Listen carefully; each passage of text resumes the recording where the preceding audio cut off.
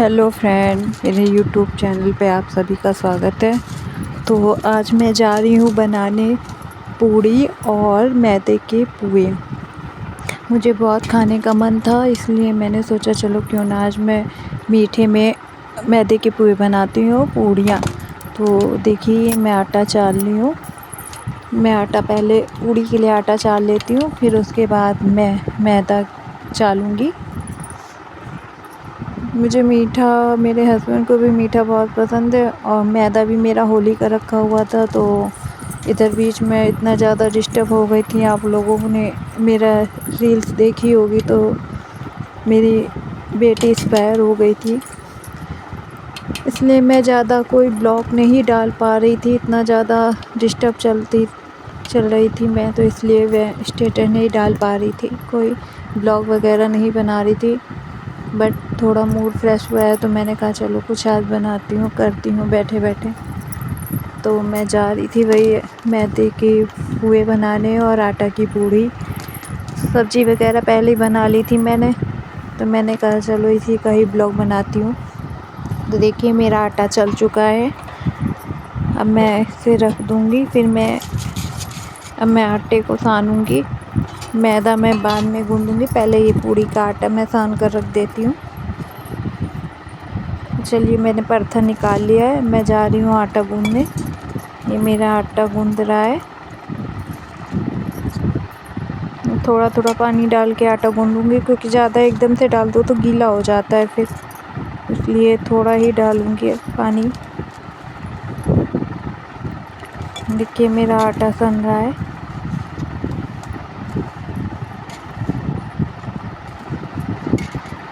आटा गूँध लेती हूँ जल्दी से, फिर मैं पुए के लिए आटा गूँधूँगी। देखिए मेरा आटा गूँध चुका है। अब मैं इसे वॉल में करके एक साइड रख दूँगी थोड़ी देर सॉफ्ट होने के लिए। ढक कर रख दो तो आटा और जल्दी मुलायम होता है, उससे रोटियाँ अच्छी बनती है। इसलिए आटे को गूँध कर हमेशा 5 से 10 मिनट से ढक के रख देना चाहिए, तो उससे रोटियाँ और भी ज़्यादा मुलायम बनती हैं, सॉफ्ट बनती हैं। देखिए मैं वॉल में करके इसे ढक के रख दूँगी। ये मैंने रख दिया। अब मैं मैदा चालूँगी पुए के लिए। ये मेरा मैदा है जो कि होली से रखा था, तो मुझे टाइम ही नहीं मिला बनाने का। काफ़ी दिन से सोच रही थी मीठे वाले खुरमे बनाऊँगी, पर बना ही नहीं पाती थी मुझे, और बड़ा ऑपरेशन हुआ था, उसकी वजह से मुझे बैठने में भी बहुत दिक्कत होती थी। इसलिए तो मैंने सोचा क्यों ना चलो खुरमे में बहुत टाइम लगेगा तो मीठे वाले पुए बना लेती हूँ। देखिए मेरा मैदा चाल लिया है मैंने।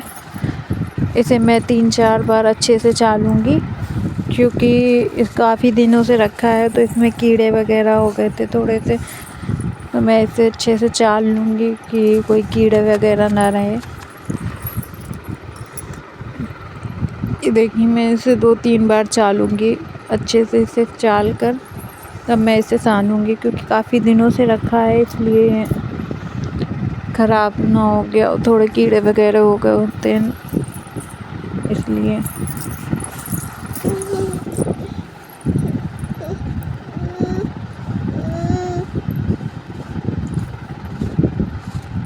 ये मेरा मैदा चल रहा है।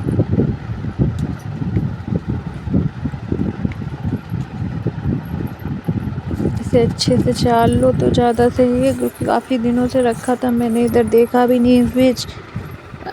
टाइम मिला तो मैंने सोचा चलो क्यों ना मैं देखती हूँ। ये देखिए मैंने मैदा अच्छे से साफ़ कर लूँगी पहले चाल के। ये हो गया। ये मेरी चीनी है। अब मैं इसका घोल बनाऊँगी। इसमें पुए के लिए इसमें थोड़े पानी डालूँगी। अब मैं पानी डाल के इसे चलाकर थोड़ी देर रख दूँगी, जिससे चीनी मेरी थोड़ी गल जाए। ज़्यादा नहीं गलाएंगे, क्योंकि हर किसी दरदरी रखने हैं मुझे, क्योंकि उसमें थोड़ा सा दरदरा होता है तो पुए में टेस्ट अच्छा आता है चीनी का। पूरी तरह से मैं घोल नहीं बनाऊँगी, इसको हल्का सा करके रख दूँगी। अब ये हल्का घुलेगी थोड़ी सी। अब मैं इसमें मोहन लगाऊँगी मैदे में। क्योंकि बिना मैं मोहन के तो पुए फिर अच्छे नहीं बनते और दूसरा टाइट बहुत हो जाते, इसलिए जब भी बनाइए तो मोहन ज़रूर डालिएगा। बिना मोहन के तो बिल्कुल अच्छे नहीं बनेंगे। ये मैं मोहन लगाऊंगी इसमें। मैं रिफाइंड का लगा रही हूँ, आप लोग जैसा पसंद हो, देसी घी वगैरह जिसे भी पसंद करते हो वो भी लगा सकते हैं। तो फ़िलहाल तो मैं मोहन इसमें रिफाइंड का ही डालूँगी। चलिए मैंने रिफाइंड डाल दिया। मैं इसे अच्छे से मैश करूँगी हाथों से, हल्के हाथों से इसे अच्छे से मैश कर लूँगी।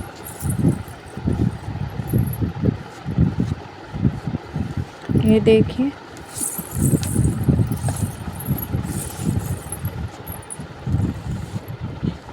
ये मैंने मैश कर लिया। अभी मैं इसे अच्छे से मिलाऊंगी हल्के हाथों से।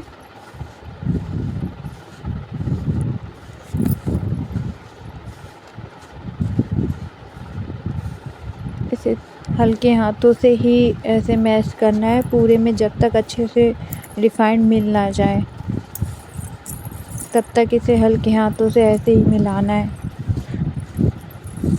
देखिए अभी मैं थोड़ा सा इसमें और डालती हूँ।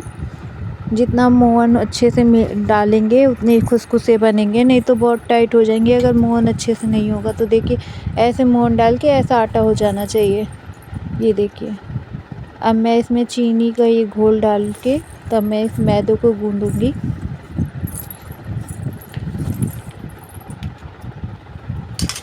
मैं इसी से सानूंगी इसको।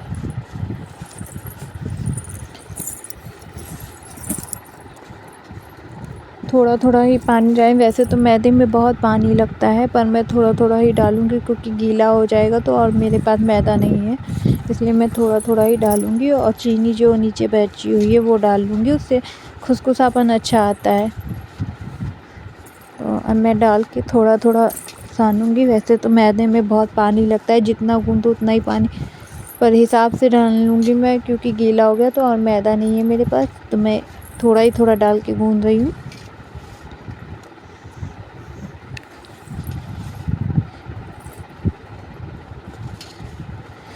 मैदा गूंदने में ताकत बहुत लगती है, क्योंकि इसे जितना ही गूंदोगे उतना ही ज़्यादा मैदा अच्छे से निखर के बाहर आता है।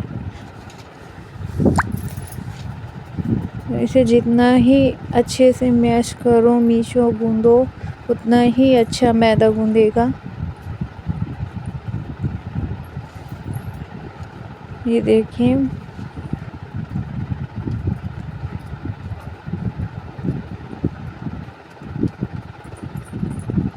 मेरा मैदा बन चुका है। देखिए काफ़ी हद तक सॉफ्ट हो गया है।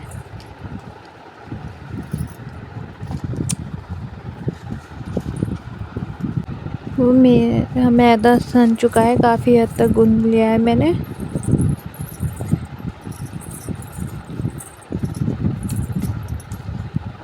ये देखिए मेरा मैदा गूंद चुका है। अब मैं इसको रख दूंगी साइड।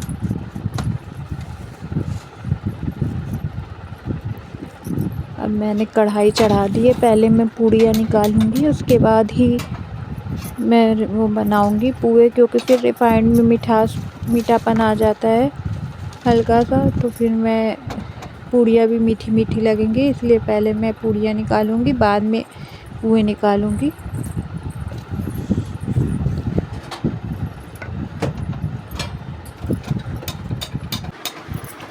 फिर मेरी कढ़ाई चढ़ा चुकी हूँ मैं। अब मैं जा रही हूँ पूड़ी बेलने। पहले मैं पूड़ियाँ निकालूंगी। तो गैस नहीं जलती है, पता नहीं क्या हो गया है, ये बार बार बंद हो जाती है। मैं कढ़ाई चढ़ा चुकी हूँ। मैं जा रही हूँ उसमें रिफाइंड डालूंगी। जब तक मेरी कढ़ाई होगी तब मैं पूड़ियों की लोई काटूंगी। ये देखिए मैं पूड़ी के लिए लोई काट लेती हूँ।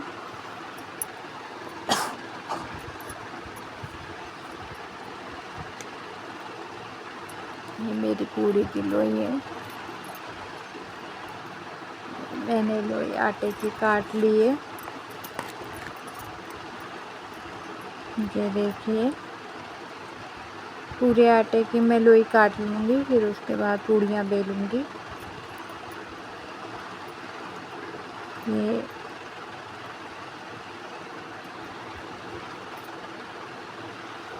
मेरी लोई कट चुकी है।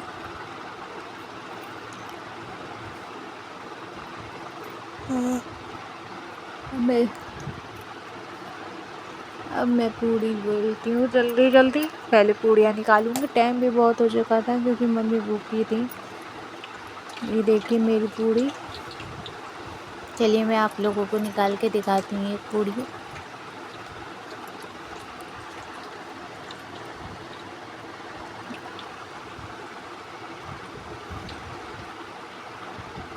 ये देखिए,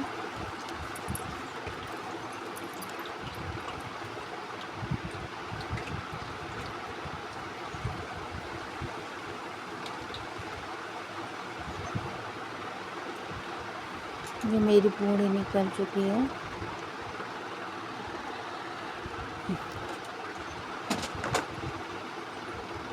चलिए मैं ऐसे सारी पूड़ी निकाल लूँगी, फिर उसके बाद पुए के लिए लोई काटूँगी।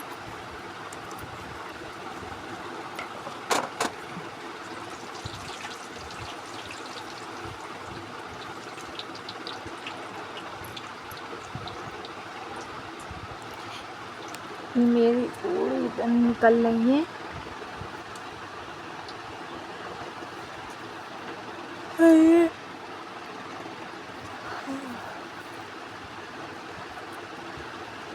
एक तो गर्मी और खाना बनाना बहुत मुश्किल होता है। ये मेरी पूड़ी निकल चुकी है। मुझे जल्दी जल्दी बनाना है क्योंकि सब भूखे हैं घर पे और टाइम भी बहुत ज़्यादा हो चुका था। ये देखिए,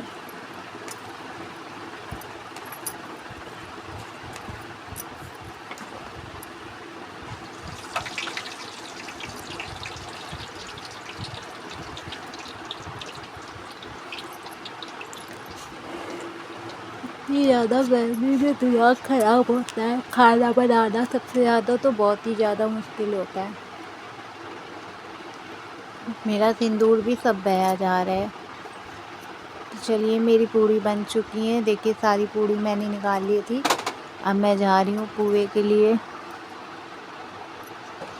पुए बनाने। तो ये देखें, मैंने लोई काट ली है। सारे मैदे की लोई काट चुकी थी। अब मैं पुए बनाऊँगी। ये देखिए, ज़्यादा बड़े नहीं करूँगी मैं, इतने ही रखूँगी। आप लोगों को भी जैसे खाने हो आप लोग वैसे भी बना सकते हो। मैंने इसमें ड्राई फ्रूट नहीं डाले थे, आप लोग ड्राई फ्रूट भी डाल सकते हो। वैसे मुझे मेवा पसंद नहीं है पुए में, मुझे सादे ही पसंद है। बट अगर आप लोग डालना चाहते हैं तो आप लोग डाल सकते हैं ड्राई फ्रूट वगैरह भी, उससे और भी ज़्यादा टेस्टी बनते हैं ड्राई फ्रूट डालकर। पर मुझे नहीं पसंद है इसलिए मैंने नहीं डाले। बट आप लोगों को अगर पसंद है तो आप लोग ड्राई फ्रूट भी डाल सकते हैं इसमें, जैसे बादाम, काजू वगैरह, गरी वगैरह, उससे और भी टेस्टी बनते हैं। मैं ऐसे ही सारे बेल कर हुए निकाल लूँगी।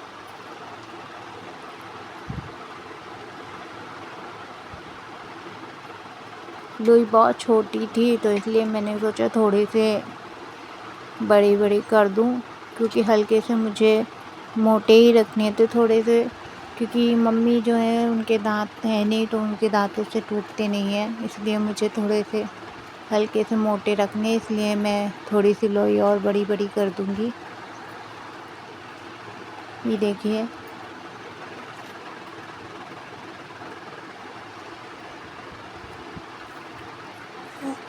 ये बनने में टाइम लगता है, पकने में, क्योंकि धीरे आंच में ही पकाना पड़ता है। ज़्यादा तेज़ आंच में कर दो तो जलने लगते हैं। ये देखिए, मीडियम आंच में ही इन्हें पकाना पड़ता है। अब मैं ऐसे ही करके सारे पुए निकाल लूँगी। तो देखिए मेरे सारे पुए बन चुके हैं। ये देखिए मैंने सारे पुए निकाल लिए हैं। तो चलिए अब मैं ये देखिए मैंने सारे पुए निकाल लिए थे। ये ऐसे बने हैं, ये खाने में और भी ज़्यादा टेस्टी लगता है। ये देखिए और सबसे ज़्यादा सॉफ्ट होते हैं, ये खाने में टेस्टी बनते हैं। ये आप लोग भी बनाइएगा, बहुत अच्छे बनते हैं। ये आप लोगों के लिए ये मेरी पूड़ी है और ये मेरे पुए हैं जो कि बनके कंप्लीट हो चुके हैं। चलो ये मैं जल गई थी, देखिए मेरे हाथ में तेल छूट गया था, गिर गया था पूड़ी डालते वक्त, तो तेल उछल गया था, तो वही बहुत जलन हो रही है। एक तो गर्मी है और गर्मी में ज़रा सा भी हाथ जल जाए तो बहुत जलन होती है।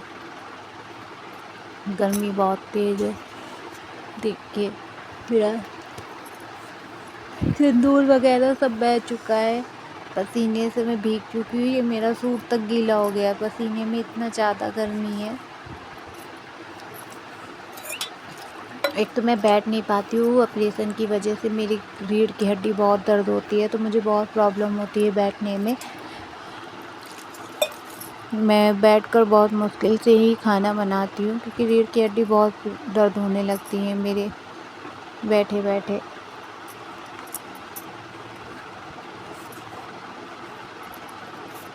चलिए अब मैं जल्दी से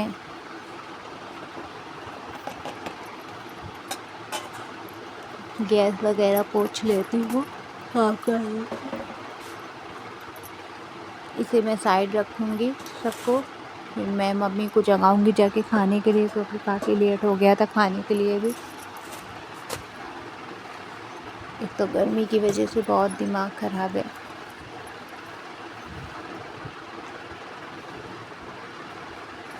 चलिए मैं मम्मी को जगाया ही थी, अब मैं जा रही हूँ खाना देने मम्मी को। ये मैंने बनाए थे भरे हुए व्यंजन, ये मेरे करेले, ये भरे हुए कुंदरू और ये भरी हुई मिर्ची। ये मैंने भर के बनाए थे सब मसाले से भर के। ये मैं सब एक एक करके मम्मी को दूँगी। ये मेरे करेले की छिक्कल की भुजिया है जो खाने में बहुत टेस्टी लगती है। करेले की छिक्कल की भुजिया खाने में बहुत टेस्टी लगती है, प्याज वगैरह डाल के बनाओ। आप लोग भी ट्राई करिएगा। ये पूड़ियाँ